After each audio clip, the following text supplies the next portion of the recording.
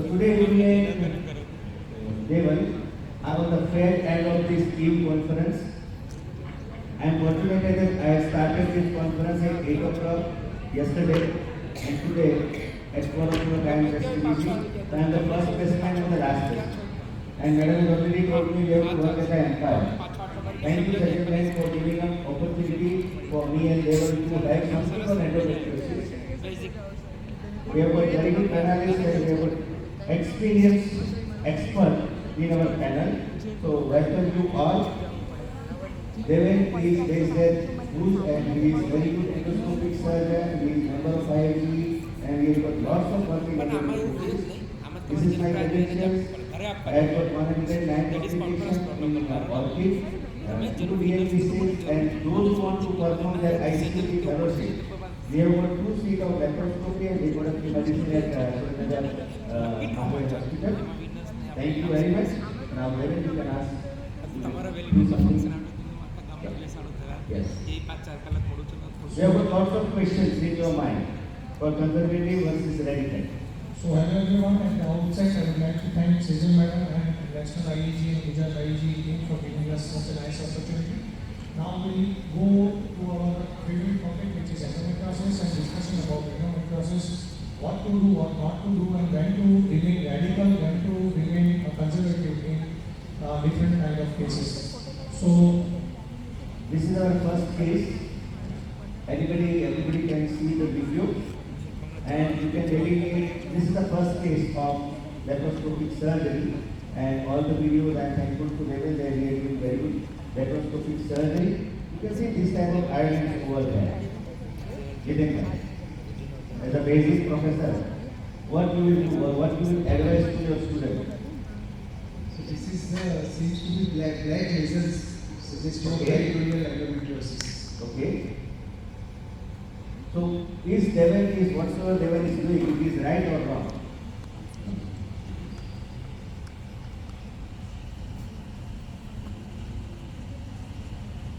Because we have seen lots of surgery from yesterday, today, so many different rectal nodule or sacral nodule resection. Are you differing from this type of surgery? Devan, what you have done? Basically, in this patient, what we did is removal of the only nodularities and nodules which are present. So the question is, whenever you see nodules at the level of peritoneum or at this level, what can be the treatment? What should be the treatment? Yes, and that's Take the mic.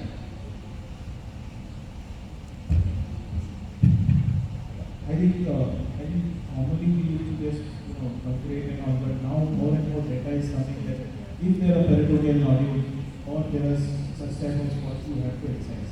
I mean that is, I think now absolutely much better as far as fertility is concerned. They have just been complete. Definitely excision is what is advised. You have to exercise totally, totally. Yes. So, you are against this method part, or you as a radiating surgeon or more experienced youngster, would you like to do something extra peritoneal? This is more than enough? Because today we have seen Aarti Tandon's video, she said that you have to do lateralization of your ureter and then you have to resect the sacral nodule. That was what she was showing for when there is a uterosacral nodule. These are just peritoneal. Peritoneal nodule. So, come on directly radical, there are simple cysts like this, multivariate because your fellowship from PG4 and PG4 is more conservative. Definitely, sir. So what do you do?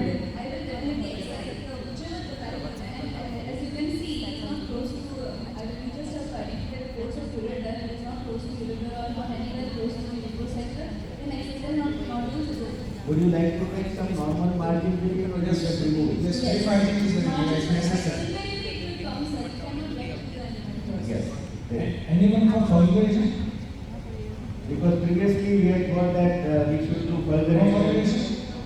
So that's the take-home message that no fulguration, there is no rule of any fulguration right now. You have to exercise this. Because what you are utilizing is free of lifestyle. Fulguration fix on the superficial. Yes.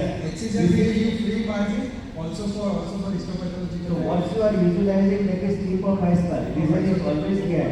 You can see Devan is doing beautiful, beautiful cutting with the harmonics.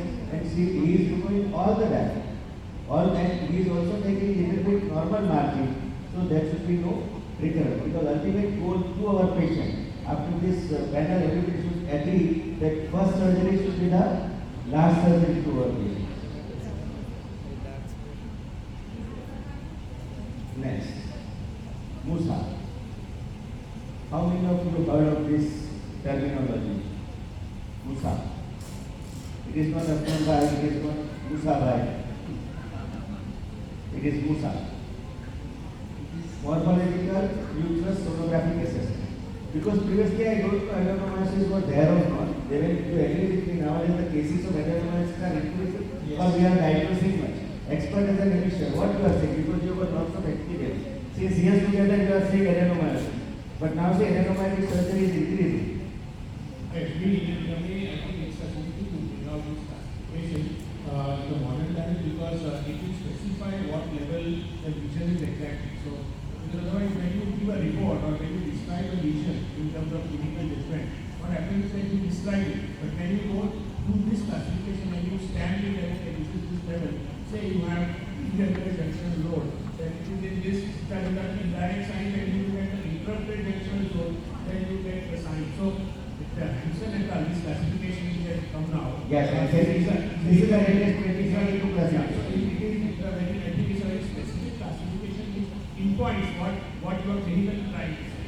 When you describe the region in your report or in your conversation or any interaction with the patient, or maybe the medical team which you are communicating.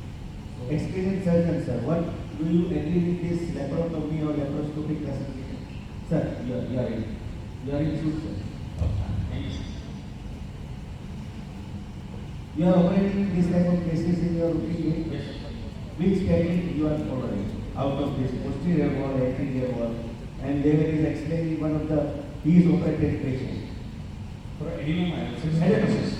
So that will be the area which, whether it's anterior or posterior, is supposed to go directly from that wall. Yes. So like if there is an anterior adenomyosis, then we are supposed not to stick with the posterior approach only.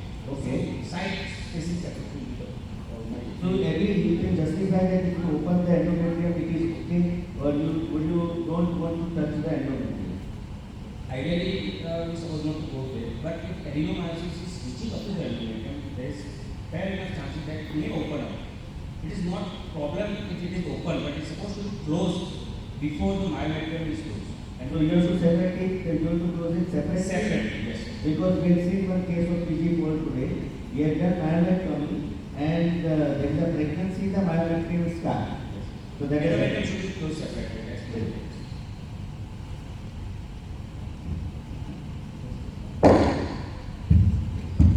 I think basically in adenomyosis, I think we should not go for complete removal. I mean that thing that we will remove 100% is something we should try and avoid. Yeah. And that is what creates all the problems. Our aim is to debulk. So even if we manage to debulk and we reduce the mass by around 70 to 80%, definitely the pain score is going to go down. As far as fertility is concerned, I mean, adenomyosis is always difficult. I think there's always that debate between the IVF specialist and the laparoscopic surgeon, how much to do. But I think as a laparoscopic surgeon and working with infertility specialist, do enough, just enough to relieve her pain and probably conserve her fertility. And that would be what I would do personally. Because I work with a lot of IVF specialists, and this is what is the consensus that we have between both of us. So there is explaining the case. He has done beautiful surgery in adenoma of posterior. One take home point for those who are doing adenomyomectomy that please don't treat adenomyoma as a fibroid.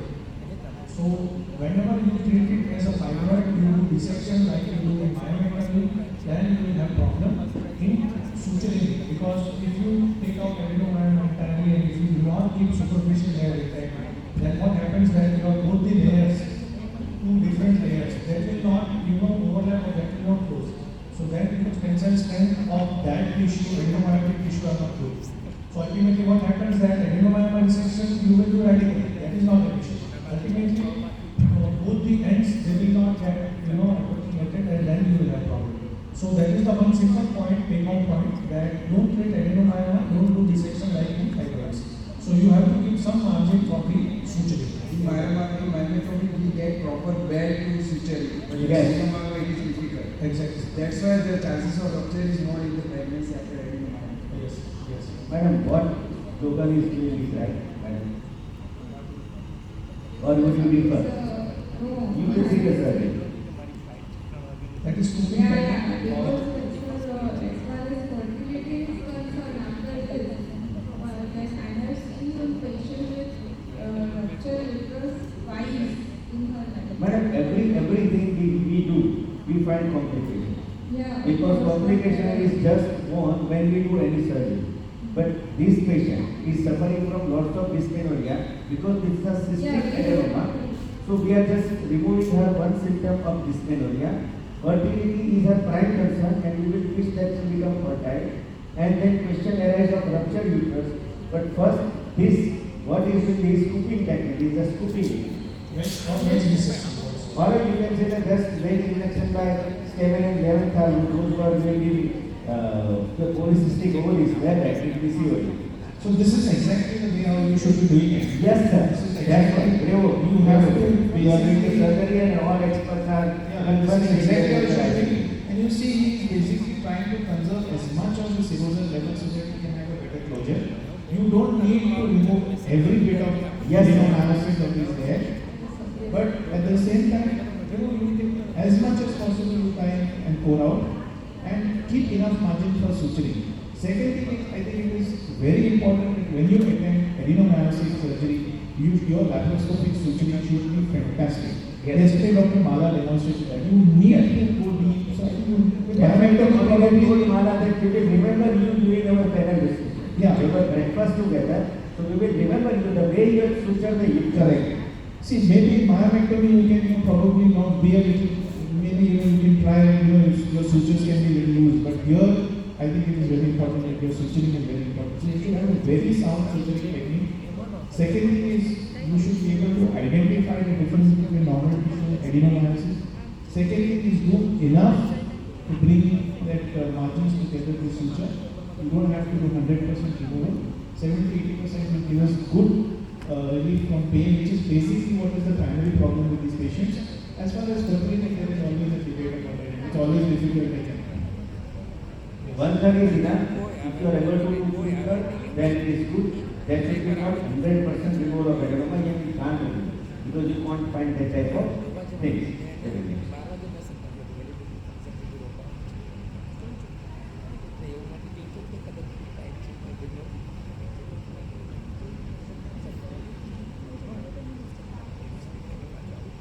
So isolated chocolate cyst and symptomatic patient, let's say.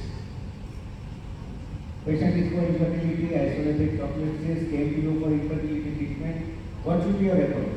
Conservative, radical, or intermediate?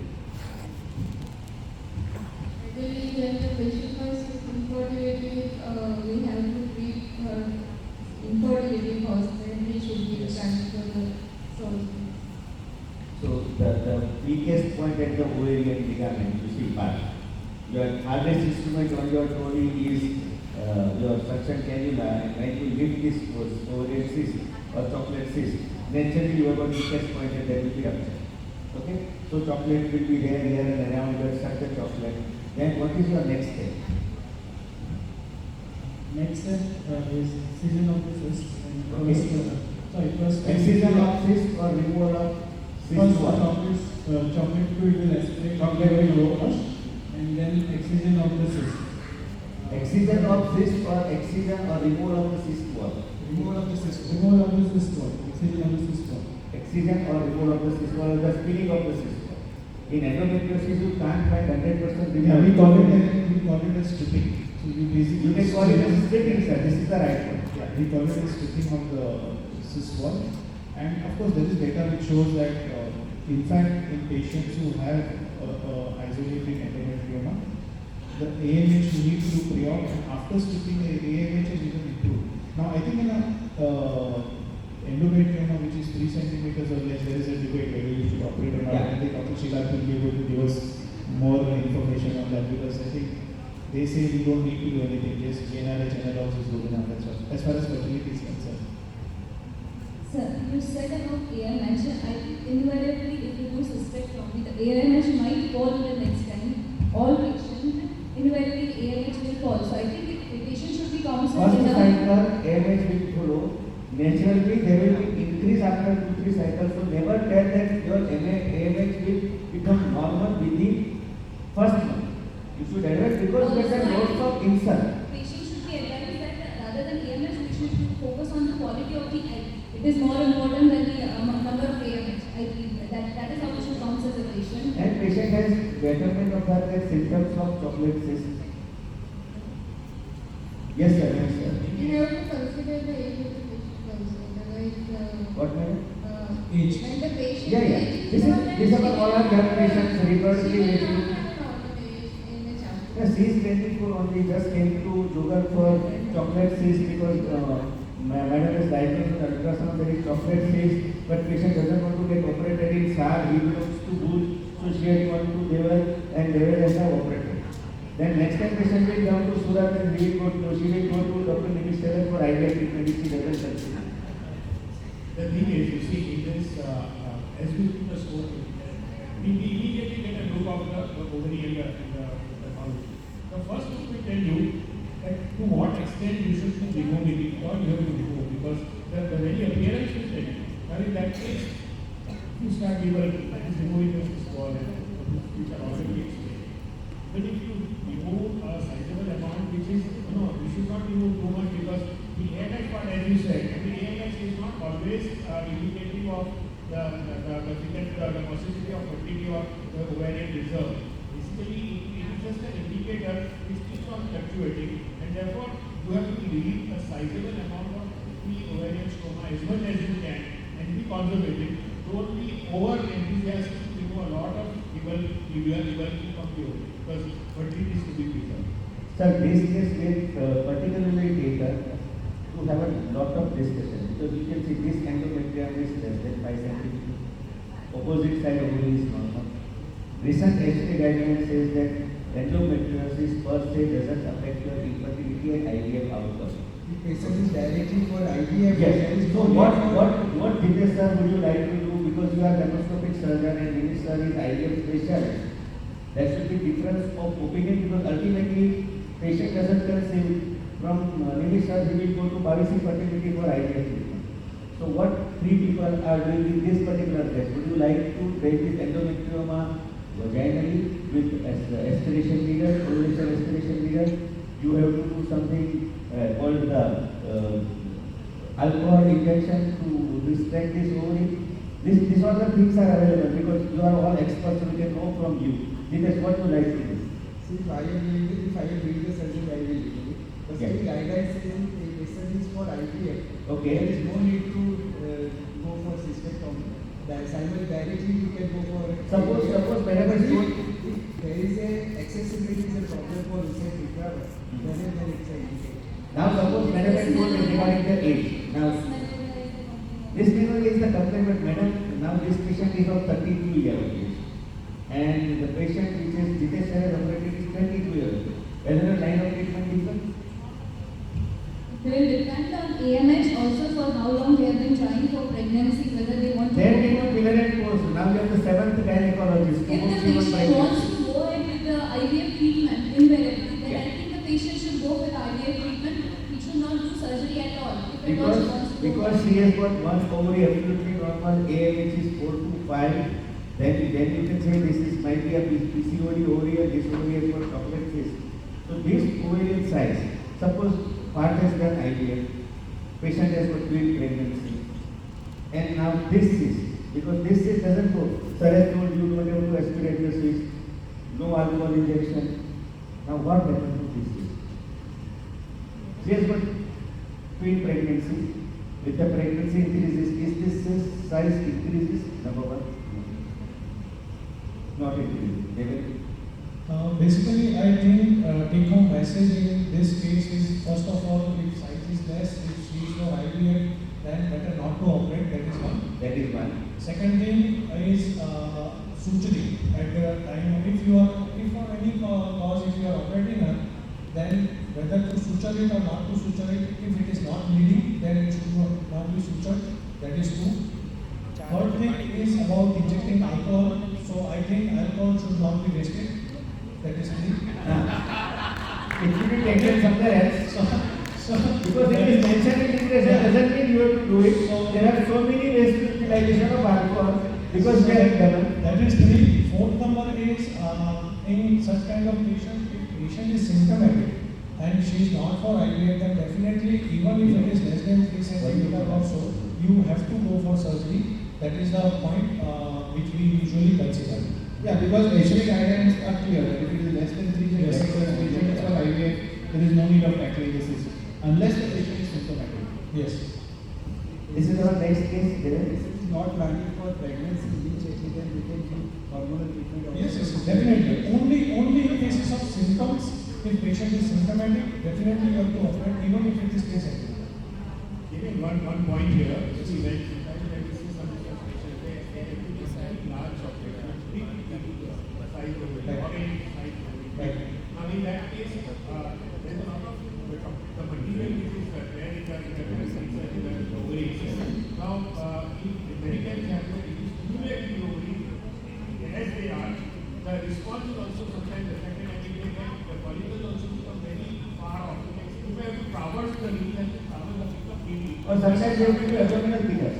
Get done. Yeah, so then the pickup situation will change if we do not operate. But if the good surgeon can operate and remove some amount of the tissue which is very bad, you know, Right. toxic material.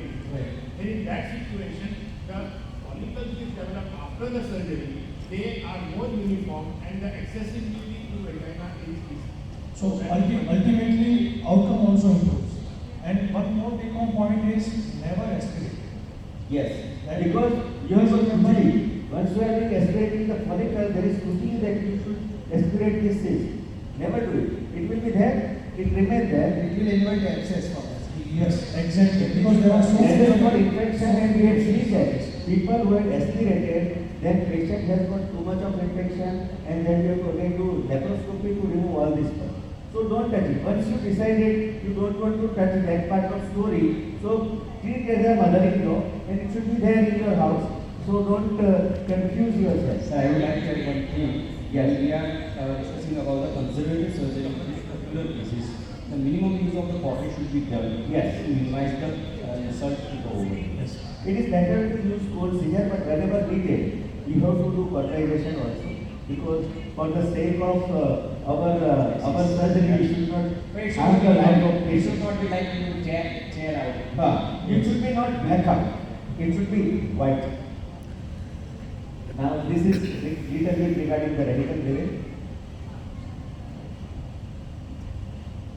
Now about peritonectomy.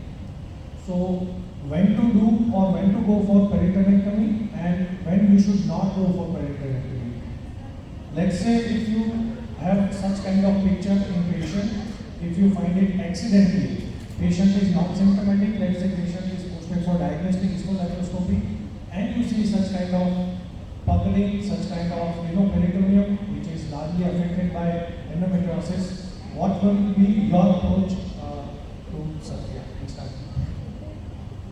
I would definitely like to use peritonectomy because though it is the early stage disease, but it is the sign of the future advanced endometriosis and it is a basically inflammatory process. Okay, just in the absence of nodule, but if it is that occurring is that it can produce inflammation, it can affect the fertility outcome as well.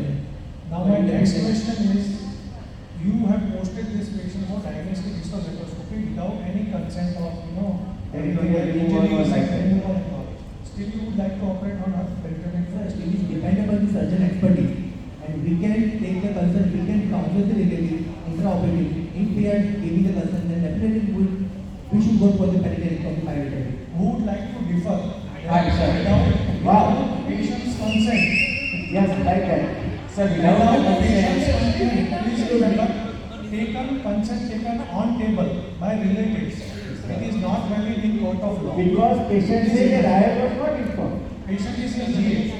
Unless and until it is life-threatening situation, when you take consent, that's a different thing.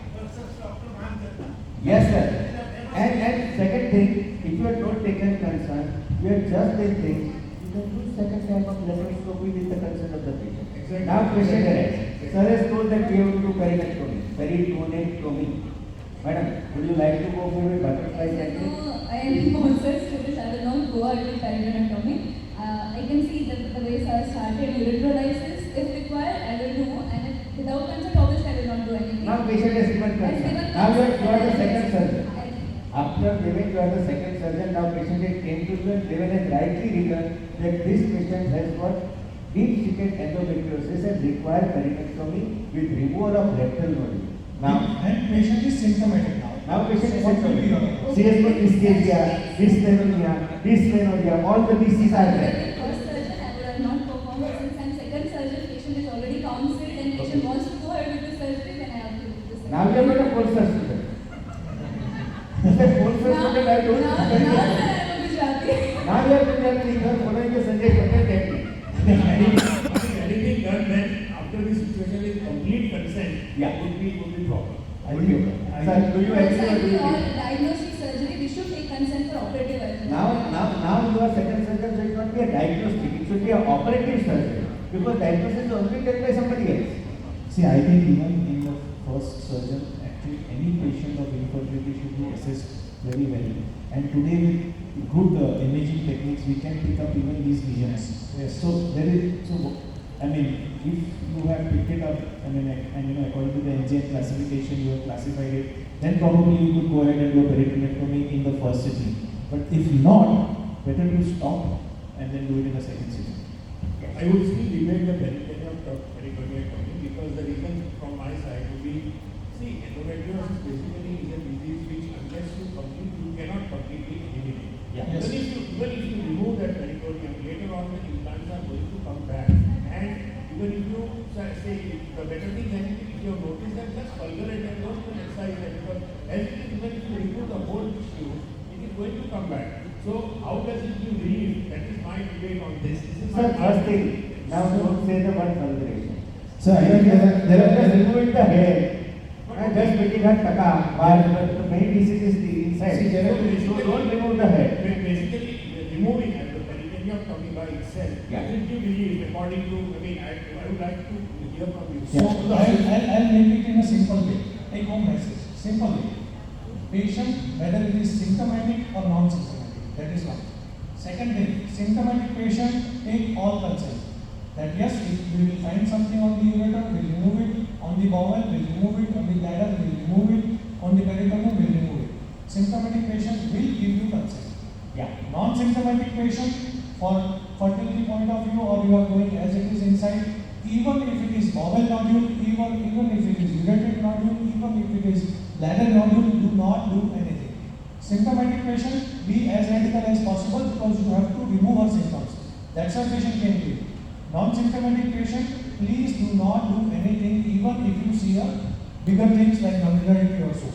And secondly, it is proven beyond doubt that doing peritoneectomy in cases of infertility patient, because you are removing inflammation, most of inflammatory part, it will improve fertility rates as well.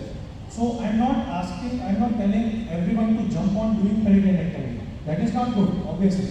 But if it is symptomatic patient or patient of infertility which she is not getting relief or so with consent, then definitely you can go for peritoneectomy. There are two types: complete peritoneectomy versus whatever affected part you remove. So it is basically good when you remove only affected part. And sir has rightly said that it is going to come back. That is fine. But what is your goal that you have to achieve while doing the surgery, and you have to give your best to your patient, for which patient can do it. Yeah, And always follow all the steps. And And secondly, secondly, that you are doing peritoneectomy. And So secondly, follow all the steps. yeah, and secondly, patients who are probably for fertility, some of them have their embryos frozen and all. Removing this peritoneum definitely improves even those outcomes. Yes, sir, definitely. So Because ultimately, because most of these patients require IVF. Yeah. Probably most of them may not. I'm talking about who have advanced disease. And doing the peritoneum definitely improves even the success of IVF. I think the IVF patient. And second, sir, after doing IVF, because pregnancy is also one of the treatment of endometriosis, she will be benefited more post-delivery also. So they will not rest with the baby, they are also will rest with the symptoms of infertility or of the endometriosis. I would like to appreciate the way you are moderating this session. Many other messages passed on to the audience. Thank you, Sir has rightly said, don't give apple when only demand for banana. thank you, sir. Now this is very good case. Devan has done beautiful surgery on this type of patient. He has rightly mentioned ureteric endometriosis, bowel endometriosis. What about this bladder endometriosis? See, this is a case we operated in Rajkot, and the patient was severely symptomatic. We had taken consent for everything, even resection and everything.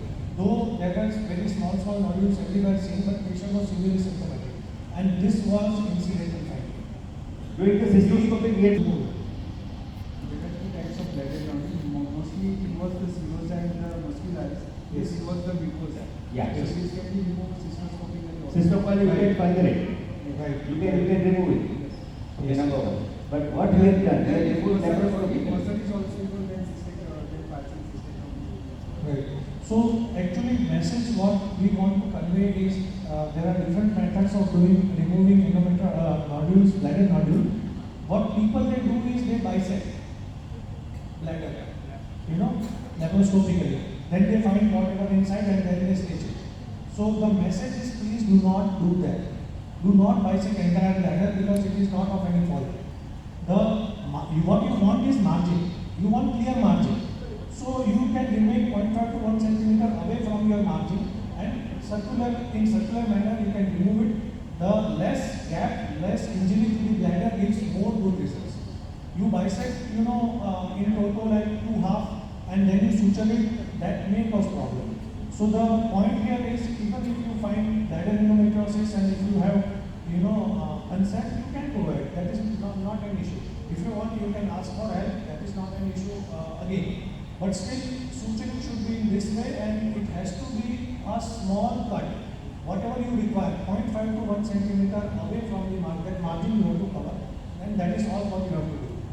How many of you agree that you can ablate this with laser?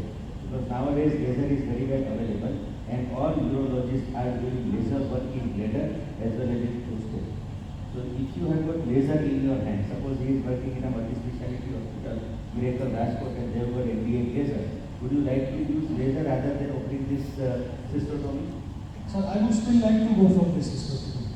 Because laser ablation we are doing from cystoscopically route and I per se myself I am not comfortable in doing laser also. So Okay. even if laser available, I would still like to go for it. I also agree with you. I would prefer an excision. Because we are laparoscopic surgeon, we are very versed with the bladder suturing, and with this you have removed the complete. You have not removed only mucosa, not serosa.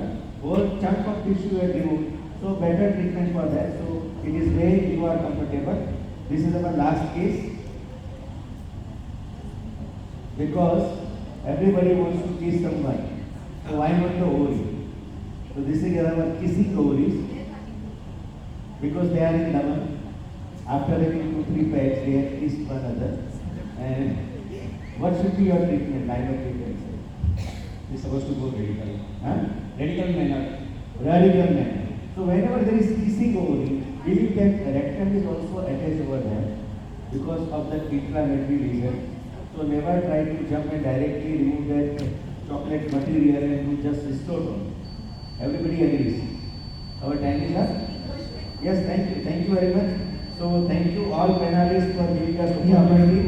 Just one point that Yeah. take home message is in patients who have DI like this, I mean, initially we were thought, just do cystectomy. But I think one thing, things have changed now in the management is if there is something like this surgery starts with uretrolysis.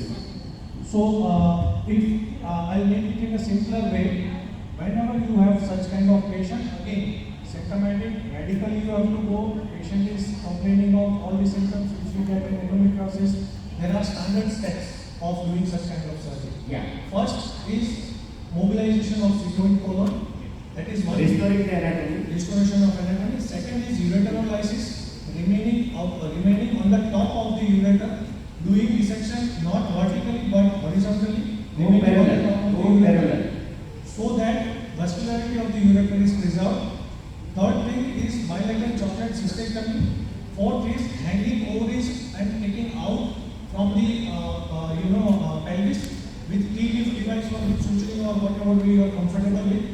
Then you go for bilateral pararectal space dissection, and after doing all this, when your field is complete, then you go for central dissection of the rectum, rectal shaving. If it is nodularity, then nodule removal in toto, and if it is required, then you go for exploiters.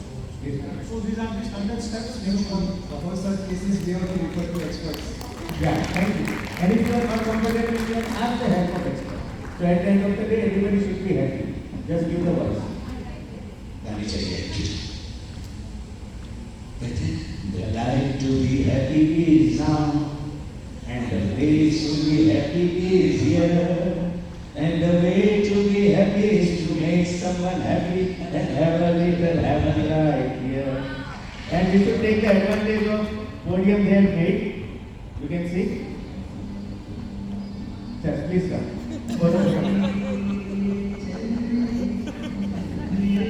Gupta ji.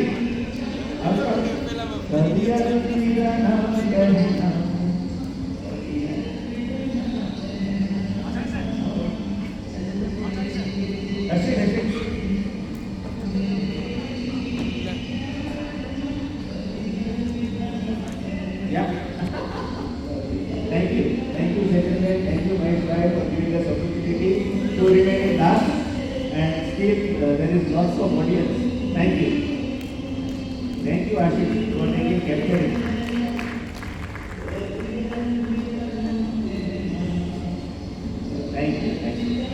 Thank you very much. And thank you. And you can scan this QR code and you can see my 109 publications over there. So those want to see it and those want to publish, they can contact me.